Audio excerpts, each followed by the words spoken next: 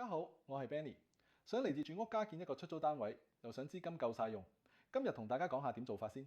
用未來估值借錢，資金分期放，讓工程穩步推。好多客人問利率，呢類專案通常同 Line of Credit HELOC 接近，但大優勢係資金圍住工程走，無需月月為裝修額外還款壓力。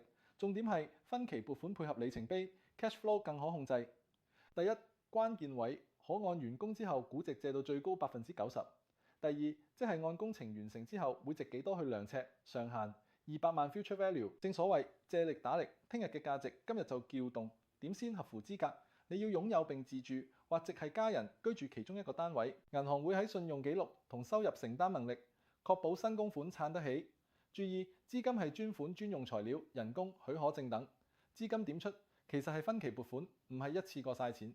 工程去到里程碑，譬如結構完成、驗收通過，即時釋放下一筆錢，確保項目穩陣向前。實際上有咩好處呢？你用未來估值換到今日資金去起單位，之後有機會開到穩定租金，同時升高物業總值。總結一下流程，用未來估值批核，涉及 CMHC 放款行嘅特定步驟。